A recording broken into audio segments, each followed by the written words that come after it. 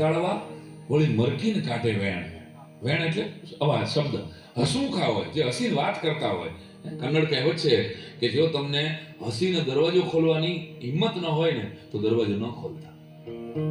તમે કોઈને હસીને આવકારી ન શકો. હોય આ 5 કરોડનો બંગલો હોય તમારા ભાઈબંધને, અને તમે અહીંયા ઘરે જાઓ, દરવાજો ખોલીને બોલો,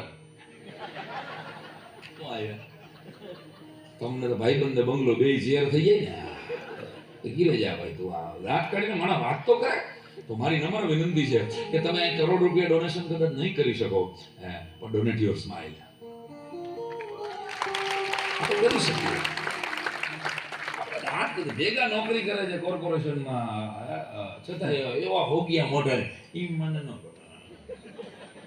પણ તારો મોટો અધિકારી છે કે તારો નાનો પ્યુન છે કદાચ, પણ એ તારો ભાઈબંધ છે સાહેબ, એટલે તો વાત નીકળી છે કે તારી સાથે કામ કરે છે, તારી એની યાર સંબંધ છે કે નહીં. પણ હવારના પોરમાં તમારો જે શબ્દ હોય, જય શ્રી કૃષ્ણ કયો, જય માતાજી કયો, રામ રામ કયો, છેવટ બાકી સ્માઇલ આપીને કાંઈ ન બોલો તો ઉપર ઘણા છે કે આ માણસે કોઈની દાગ તો ખાઈ.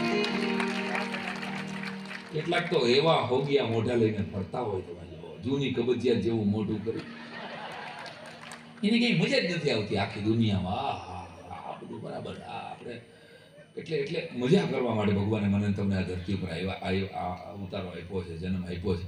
બાકી એક માણસ દાંત કાઢી શકે ને ઓડિટોરિયમમાં, માણસોના જ પ્રોગ્રામ થાય, કોઈ દી ભેંસ ભેગી થઈને ઓડિટોરિયમ બુક કરી શકે?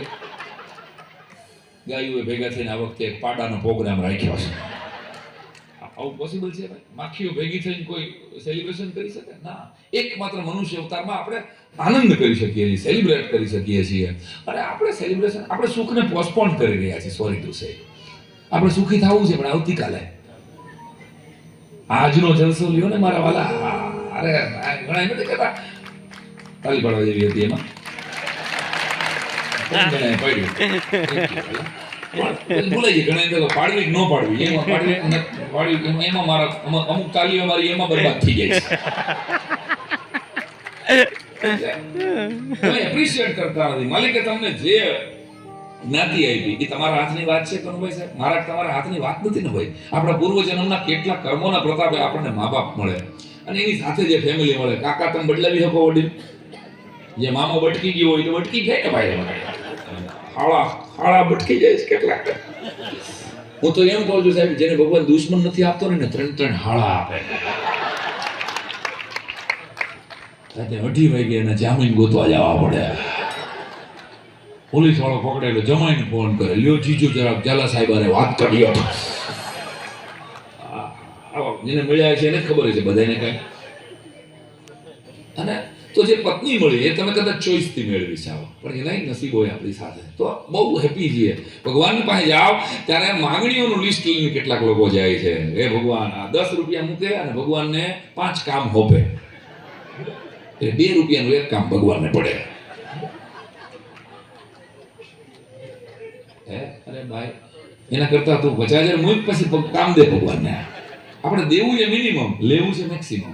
આપણી કઠણાઈ તો જો એ તો હાલો પૈસાની વાત, ભગવાન તો કાંઈ આપણા પૈસાથી મતલબ નથી. પણ મારી વાત જો સમજાય, જો મંદિરમાં આરસ પહાણનું મંદિર હતું અને એક મૂર્તિ આરસ પહાણની અને પગથિયું આરસ પહાણનું. એ પગથિયાએ મૂર્તિને પ્રશ્ન પૂછ્યો, એક પથ્થર સે હમ દો બને, તો પે સુમન ને મોં પે પાવ. હે મૂર્તિ, તારો મારો બાપ એક છે, તારો મારું કુળ એક છે, તારો મારો પરિવાર એક છે, તું આરસ છો, હું આરસ છું. એક પથ્થર સે હમ દો બને તો પે સુમન. તારી પાસે સુમન કહેતા પુષ્પો ચડાવાય, તારી આરતી થાય, તને ભોગ ધરાવાય, થાળ ધરાવાય. મારે ખાવ જોડા હચવાના, આખા ગામનો ઉતાર મારે આ કરવાનો મારે. એટલે મૂર્તિ કોઈ હતું નહીં ને. મૂર્તિએ સાહેબ ખળભળીને જે જવાબ આપ્યો છે ને એ બહુ જવાબ સરસ હતો. તારી વાત સાવ સાચી કે આપણો બાપ એક છે, આપણું કુળ એક છે, આપણને એક જ પરિવારમાંથી આપણે આવીએ છીએ. પણ ભાઈ તારો સૌથી પહેલા તને હાથમાં લીધો શિલ્પકારે અને તારામાંથી મૂર્તિ ઘડવા ગયો ને ત્યારે તને એક ટાંકણું માર્યું ને ત્યારે તો હોય હોય કરતો કટકા 2 થઈ ગયા, તું તૂટ્યો અને મેં સહ્યો. યહી ક્ષમા કો બહાર.